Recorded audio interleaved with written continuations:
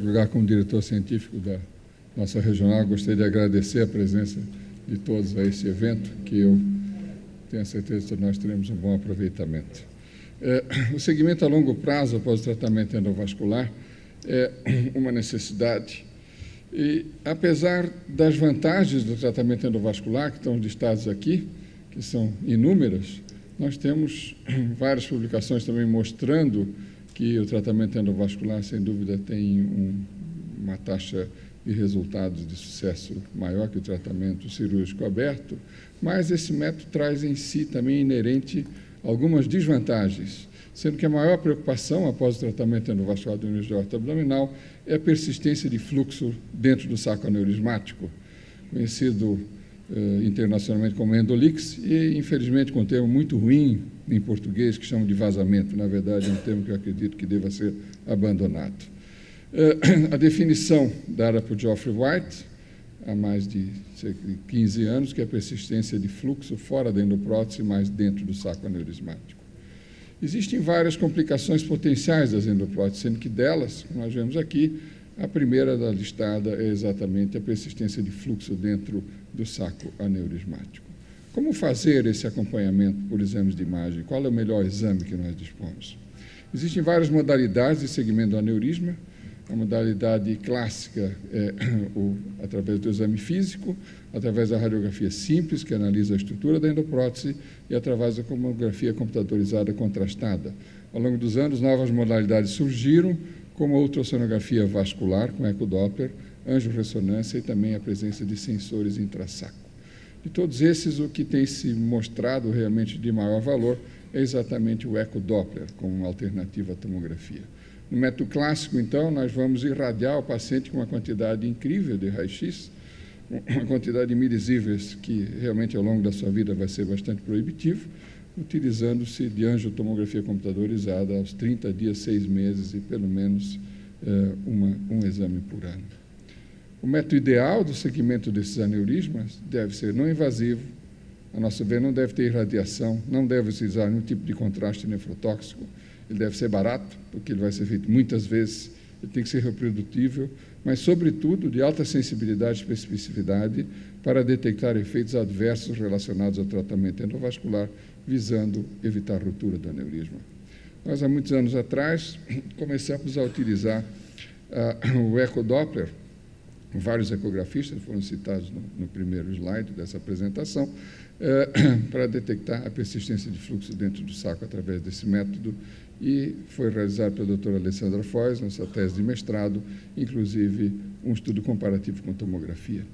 Se detectou ao longo desse período de que o exame de ecodoppler é muito preciso para a detecção dessas anomalias e, sobretudo, também para a determinação do diâmetro do aneurisma e do volume do saco aneurismático. Foi possível identificar casos de fratura, casos, inclusive, de desconexão, como estamos vendo aqui. Não consigo passar. Ia me ajudar aí? Né? O trabalho clássico de Sato demonstra vários critérios que são conhecidos de todos, né, que, de verdade, deveriam ser todos eles obtidos num exame ideal de ecodoppler para o estudo do aneurisma a longo prazo. Os resultados do nosso estudo, da doutora Alessandra, um material dos nossos pacientes, em 48 exames em 30 pacientes, que foram comparados com estudos tomográficos, também não consigo passar, por favor, né? Mostraram uma especificidade bastante elevada, uma sensibilidade também, com variações ao longo do estudo que mostraram ia ser esse método próximo. Está tendo muito problema, né? É um método de qualidade e confiável para a realização desse acompanhamento. Aqui os senhores veem no estudo comparativo com outros estudos publicados na literatura, mostrando que é possível se conseguir uma alta sensibilidade e uma grande especificidade com o estudo de ecodoppler. Isso fez com que nós mudássemos o nosso método de segmento já há alguns anos, e atualmente a nossa conduta é a seguinte: nos pacientes que não têm insuficiência renal crônica não dialítica, que são a grande maioria dos nossos pacientes, esses pacientes são submetidos a 30 dias a uma angiotomografia. Se essa angiotomografia é anormal esse paciente ou evolui para o tratamento, ou se for um endolíquido tipo 2, ele vai ser acompanhado progressivamente, vendo se há um crescimento do aneurisma. Se essa angiotomografia de 30 dias for normal, esse paciente é acompanhado o resto do ano somente com ecodoppler.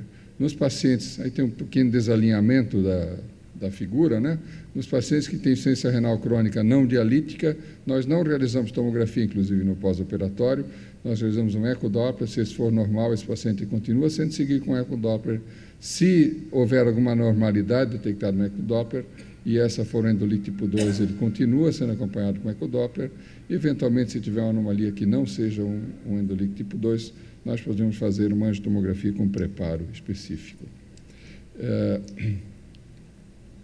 Após o primeiro ano e até o fim da vida, os pacientes são submetidos ao estudo com ecodoppler e exame físico no primeiro ano, nos anos ímpares, e também nesses anos uma radiografia simples para avaliar a estrutura da endoprótese. No segundo ano e nos anos pares, somente exame físico e ecodoppler. A angiotomografia é realizada somente na investigação de casos de crescimento do aneurisma de aorta abdominal ocluído. Quando temer a ruptura, essa é a questão mais importante. Aqui nós vemos um caso interessante de uma paciente que foi operada no ano 2002. O diâmetro inicial desse aneurisma era 54 milímetros, era uma paciente extremamente relapsa no seu controle pós-operatório, passava muitos anos, inclusive, apesar de ser chamada, né, e ela apresentou um quadro de dor lombar e foi realizada essa tomografia sem contraste numa outra instituição para a investigação de um suposto cálculo renal. Aqui nós vemos que esse aneurisma havia crescido para 102 milímetros de diâmetro em 3 anos que ela ficou sem comparecer ao acompanhamento. Somente a dor lombar fez a paciente retornar. Nós, então, operamos essa paciente na vigência de dor lombar e choque hipovolêmico, achávamos que tínhamos uma ruptura do aneurisma. A laparotomia, nós encontramos um saco aneurismático não pulsátil com a perfuração anterior que dava saída não a sangue, mas um líquido claro, semelhante à urina em jato. A abertura do saco aneurismático, nós tínhamos, obviamente, um clamp colocado na porção suprarrenal dessa paciente, mostrou, não foi necessário ser aplicado, que se tratava de um endolíquido tipo 2, que não foi detectado em nenhum dos exames anteriores. Foi feita a ligadura das duas lombares e a paciente está viva até hoje. Então, dos 599 pacientes operados pelo método endovascular por nós, 6 romperam ao longo dos anos. Endolíquido tipo 2, um caso, esse que eu mostrei, e endolíquido tipo 3, 5 casos. Dos tipo 3, 2 faleceram sem serem operados por desenvolver doença de Alzheimer e não foram tratados. Os 5 tratados, 5 desses tinham sido tratados originalmente antes de 2003 com endopróteses que não são mais fabricadas. O único caso de morte foi tratado após 2003, foi um caso de endolíquido tipo 3, decorrendo de um mau posicionamento do ramo contralateral. E, nesse caso, também, o diagnóstico foi dado por ecodoppler, mas o paciente não nos procurou a tempo antes de poder ser feito o tratamento. Em conclusão, então, o protocolo de seguimento dos pacientes submetidos atualmente eu considero como obsoleto e desnecessário na maioria das situações. O ecodoppler a cores é um método mais simples e de custo eficiente, é seguro nos pacientes com aneurisma de aorta estáveis e ou em regressão, mesmo na presença de um endolíquido tipo 2, sendo que a tomografia deve ser usada seletivamente. Muito obrigado.